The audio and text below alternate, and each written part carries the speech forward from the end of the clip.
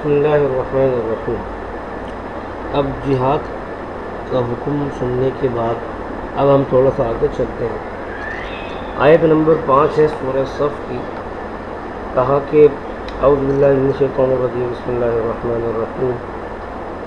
وَإِذْ قَالَ مُوسَىٰ لِقَوْمِهِ يَا قَوْمِ لِمَ تُؤْذُونَنِي، اور جب موسیٰ علیہ السلام نے اپنی قوم سے فرمایا یا قومی، اے میری قوم، لِمَ تُؤْذُونَنِی، مجھے کیوں تکلیفیں پہنچاتے ہو، وَقَدْ تَعْلَمُونَ، حالانکہ تمہیں معلوم ہے، انی رسول اللہ الیکم، میں تمہارے پاس اللہ کا بھیجا ہوا رسول ہوں۔ فَلَمَّا زَاغُوا، پھر جب اس سمجھانے پر بھی وہ لوگ ٹیڑے رہے، زاغو مطلب ٹیڑے رہے، اتنا سمجھایا کہ بھائی میں اللہ کا رسول ہوں، میری بات مان لو، لیکن ان کو سمجھ میں نہیں آیا، وہ ٹیڑے ہی رہے۔ تو فرمایا ازاغ اللہ، اللہ تعالیٰ نے ان کے دلوں کو، ازاغ اللہ قلوبہم، ان کے دلوں کو اللہ نے اور ٹیڑھا کر دیا، یعنی خود سے جب راہ راست پر نہیں آئے تو اللہ نے پھر توفیق بھی چھینی۔ واللہ لا یہدی القوم الظالمین، اللہ تعالیٰ ایسے نافرمانوں کو ہدایت نہیں دیتا۔ آیت نمبر 6۔ وَإِذْ قَالَ عِیسیٰ ابْنُ مَرْیَم، اور جب عیسیٰ ابن مریم نے کہا اپنی قوم سے، یا بنی اسرائیل، اے بنی اسرائیل، انی رسول اللہ علیکم، میں تمہارے پاس اللہ کا بھیجا ہوا رسول ہوں، مصدقاً، اور میں تصدیق کرنے والا ہوں، لما بین یدیہ، جو مجھ سے پہلے کتابیں گزری ہیں، من التوراۃ، یعنی تورات، میں اس کی تصدیق کرنے والا ہوں، تو وہ کتاب سچ تھی، حق تھی۔ ومبشراً، اور میں بشارت دینے والا ہوں، برسول، ایک ایسے رسول کی، یاتی، جو میرے بعد میں آئیں گے، یاتی من بعد، جو میرے بعد آئیں گے، اسمہ احمد، ان کا نام احمد ہوگا۔ فلما جاءہم بالبینات، پھر جب یہ سب باتیں کرنے کے بعد عیسیٰ علیہ السلام ان کے پاس دلیلیں لے کر آئے اپنی نبوت پر کہ دیکھو میں اللہ کا نبی ہوں، یہ ساری دلیلیں میرے پاس، قالوا، تو وہ کہنے لگے ھذا سحر مبین، کہ یہ دلیلیں تو سب جادو ہیں، انہوں نے کہا یہ تو جادو کی باتیں ہیں، یہ کوئی دلیل نہیں ہے نبوت پر۔ ساتویں آیت دیکھیے، ومن اظلم ممن افترى على الله الكذب وهو يدعى الى الاسلام، ومن اظلم، اور اس شخص سے زیادہ کون ظالم ہوگا، افترى على الله الكذب، جو اللہ پر جھوٹ باندھے، کیا مطلب، یعنی اللہ کو معبود نہ مانے اور انبیاء کی تکذیب کرے، یعنی ان کو نبی نہ مانے۔ وَهُوَ يُدْعَىٰ إِلَى الْإِسْلَامِ، حالانکہ اس کو اسلام کی طرف بلایا جاتا ہے۔ وَاللَّهُ لَا يَهْدِي الْقَوْمَ الظَّالِمِينَ، اور اللہ سے ظالم لوگوں کو ہدایت نہیں دیتے۔ تو یہ تین آیتیں ہم نے پڑھی، 5، 6 اور 7۔ ہم تین آیات میں کیا فرما رہے ہیں؟ ان آیات میں اللہ تعالیٰ جہاد کی علت اور وجہ بیان فرما رہے کہ جہاد میں نے کیوں فرض کیا ہے کفار کے ساتھ، میں نے جہاد کا حکم تمہیں کیوں دیا ہے، اس کی وجہ اللہ بیان فرما رہے ہیں۔ وجہ کیا ہے؟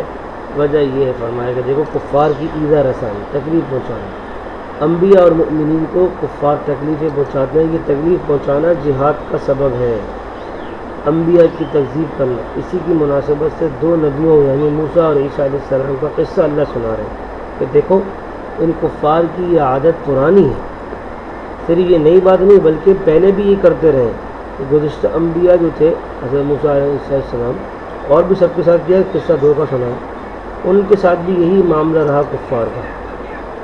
تو اے نبی یعنی محمد صلی اللہ علیہ وسلم، آپ کے ساتھ بھی یہ ان کا ایسا ہی معاملہ رہے گا، یعنی آپ کو بھی یہ تکلیفیں پہنچاتے رہیں گے۔ حالانکہ گزشتہ انبیاء نے بھی اپنی نبوت پر دلائل پیش کی لیکن کفار نے جھٹلا دیا، اسی طرح آپ نے بھی اپنی نبوت پر دلیلیں پیش کی تو انہوں نے آپ کو بھی جھٹلا دیا۔ تو اسی وجہ سے ان کے ساتھ قتال تحریریوں کو یہ ماننے والے نہیں ہیں، ان کو پیار محبت سے سمجھایا جائے تو کچھ تو مان جائیں گے لیکن یہ سارے ماننے والے نہیں ہیں، لہذا اب ڈنڈے کی ضرورت، تلوار کی ضرورت ہے۔ اور یہ کوئی نئی بات نہیں ہے، پہلے بھی یہ لوگ انبیاء کو جھٹلاتے رہے ہیں، آئندہ بھی جھٹلاتے رہیں گے، ابھی بھی جھٹلانا ہے، تو لہذا ان کے ساتھ جہاد کیا جائے۔ تو یہ جہاد کی وجہ اور علت ہمارے سامنے آ گئی کہ جہاد کیوں فرض ہے، جہاد کی تعریف، جہاد کے احکام، جہاد کے اقسام، جہاد کے فضائل، جہاد کے فوائد اور اب جہاد کی وجہ اور علت۔ آگے دیکھیے آیت نمبر 8، یریدون لیطفئوا، یہ لوگ یوں چاہتے ہیں کہ اللہ کے نور کو لیطفئوا بجھا دیں، بافواہہم اپنے منہ سے، یعنی چاہتے ہیں کہ اللہ کے دین کو، اللہ کے نور سے مراد اللہ کے دین کو، دین اسلام کو اپنے منہ سے پھونک مار کر بجھا دیں۔ کیا مطلب یہ میں بتاؤں گا ابھی آپ کو آگے۔ واللہ متم نورہ، حالانکہ اللہ اپنے نور یعنی دین کو پورا کر کے رہے گا، متم پورا کر کے رہے گا، ولو کرہ الکافرون، اگرچہ کافروں کو کیسے ہی ناگوار گزرے۔ اب اس آیت میں جہاد کی ترغیب، جہاد کی وجہ کے بعد جہاد کی ترغیب کہ اللہ نے نصرت اور مدد کا وعدہ کیا ہے کہ حق کا غلبہ ہوگا، حق وعدہ اللہ نے کیا کہ حق غالب آئے گا اور باطل مغلوب ہو جائے گا۔ وہ کیسے؟ وہ ایسے کہ فرمایا کفار اور باطل لوگ یہ چاہتے ہیں کہ عمل کے ساتھ ساتھ اپنے منہ سے بھی اللہ کے دین کو بجھا دے۔ کیا مطلب؟ یعنی اپنی باتوں، منہ کا مطلب اپنی باتوں کے ذریعے سے، اپنے اعتراضات کے ذریعے سے دین کو مٹانے کی کوشش کرتے ہیں لوگ، تاکہ دین کو فروغ نہ ہو، دین کو ترقی نہ ہو، دین مٹ جائے اور لوگ اسلام میں داخل نہ ہوں، اور بعض اوقات زبانی باتیں، بیانات وغیرہ زیادہ اثر کرتی ہیں۔ آدمی لیکچر سنتا ہے، کوئی بیان سنتا ہے تو انسان کے دل پہ اثر کر جاتا ہے، تو کبھی کبھی عملی اعتبار سے نہیں بلکہ زبانی اعتبار سے کی ہوئی باتیں بھی کم کر جاتی ہیں۔ تو یہ اپنے بیانات وغیرہ کے ذریعے سے یہ کوشش کرتے تھے کہ لوگ دین میں شامل نہ ہو اور دین مٹ جائے۔ اللہ کیا فرماتے ہیں کہ یہ کچھ بھی کر رہے ہیں، حتیٰ کہ ایڑی چوٹی کا زور لگا لیں، لیکن اللہ اپنے دین کو مکمل کر کے رہے گا۔ یہ اللہ نے وعدہ کر دیا مجاہدین سے کہ اللہ اپنے دین کو غالب کر کے رہے گا۔ آیت نمبر 9 دیکھیے، هو الذی ارسل رسولہ بالہدی ودین الحق لیظہرہ علی الدین کلہ ولو کرہ المشرکون۔ هو الذی، واللہ ایسا ہے جس نے ارسل رسولہ، اس نے اپنے نبی کو بھیجا، ٹھیک ہے، ارسل رسولہ، جس نے اپنے دین کو مکمل کرنے کے لیے اپنے رسولوں کو ہدایت، بالہدی ہدایت یعنی قرآن، اور دین حق، اور دین حق یعنی دین اسلام دے کر دنیا میں بھیجا تاکہ اس دین کو بقیہ تمام دینوں پر غالب کر دے، لیظہرہ علی الدین کلہ، تاکہ نبی کے دین کو سارے دینوں پر غالب کر دے۔ وہ جو دین مکمل کرنے سے یہی مراد، ولو کرہ المشرکون، اگرچہ مشرکین کو کیسے ہی ناگوار گزرے۔ اللہ دین اسلام کو انشاءاللہ غالب کر کے رہے گا۔ یہاں مجھے ایک بخت نصر کا واقعہ یاد آ گیا کہ بخت نصر ایک بادشاہ تھا، اس نے خواب دیکھا، اور خواب دیکھنے کے بعد اس نے اپنے وزراء کو بلایا اور اس نے کہا کہ جناب میں نے خواب دیکھا، اس کی تعبیر بتاؤ۔ تو لوگوں نے کہا حضرت آپ خواب بیان کریں۔ اس نے کہا نہیں، خواب بھی تم بتاؤ، تعبیر بھی تم بتاؤ۔ میں نے کہا جی یہ کیسے ممکن ہے؟ میں نے کہا بس یہ میرا حکم ہے۔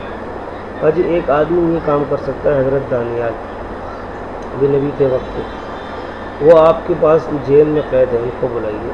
ان کو بلایا گیا، ان سے پوچھا گیا تو انہوں نے کہا، اللہ نے ان کو بتائیے وہی بتائیں گے، کہا کہ تم نے خواب دیکھا ہے، اس میں ایک پتلا دیکھا ہے۔ میں کہا ٹھیک ہے جی۔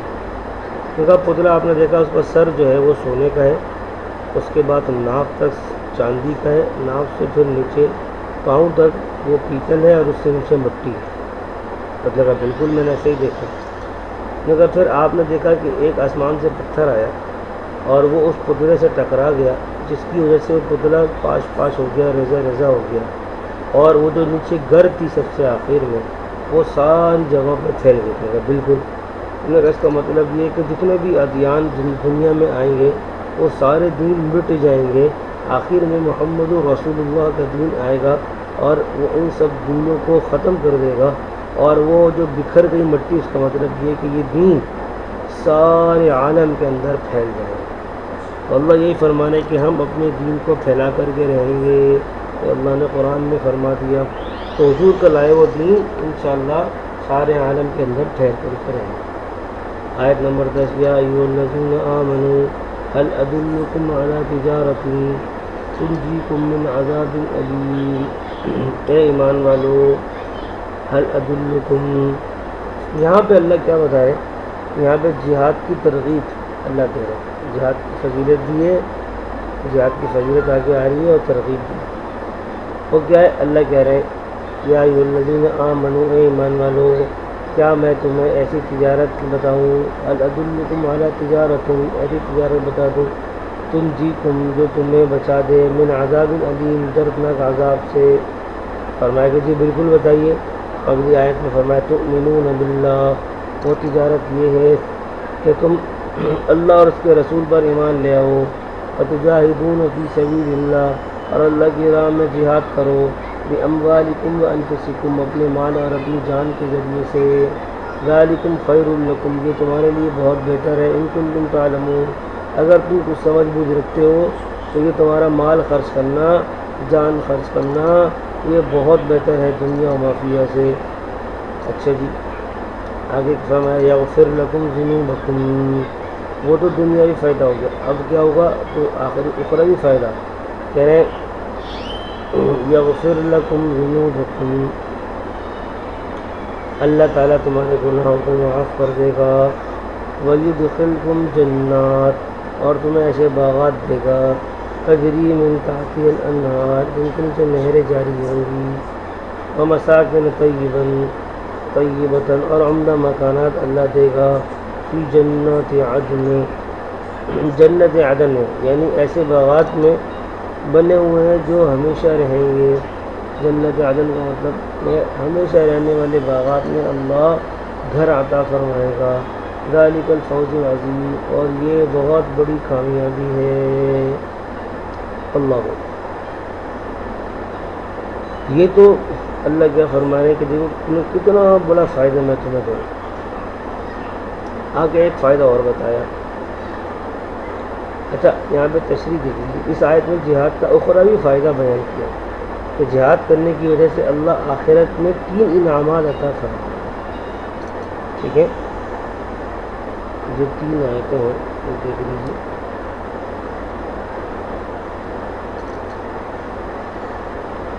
اس آیت میں جہاد کے اخروی فوائد اللہ نے بتایا کہ 3 انعامات اللہ کہہ رہے ہیں ان کو دیں گے۔ نمبر 1، اللہ تمام گناہوں کو معاف کر دے گا، یغفر لکم ذنوبکم، اللہ سارے گناہوں کو معاف کر دے گا۔ اس کے بعد دوسری بات کیا فرمائی، وَيُدْخِلْكُمْ جَنَّاتٍ، اللہ ایسے باغات میں داخل کرے گا جن کے نیچے نہریں جاری ہوں گی، جیسا کہ آج کل بھی ہم دیکھتے ہیں کہ ساحل پر ہوٹلز بنے ہوئے سی وی وغیرہ تھے جن سے پانی جاری ہوتا ہے، اللہ ایسے گھر عطا فرمائے گا۔ نمبر 3، اللہ ایسے گھر عطا کرے گا جو پاکیزہ، آرام دہ، تمام سہولیات سے آراستہ ہوں گے، یعنی VIP گھر اللہ عطا فرمائے گا۔ جیسے دنیا میں آپ کسی کمپنی کے ملازم ہیں اور کمپنی آپ کا سارا قرضہ اپنے ذمہ لے لے اور بہترین گھر آپ کو دے اور وہ بھی مالکانہ حقوق پر، تو یہ دنیا کی بڑی کامیابی سمجھی جاتی ہے۔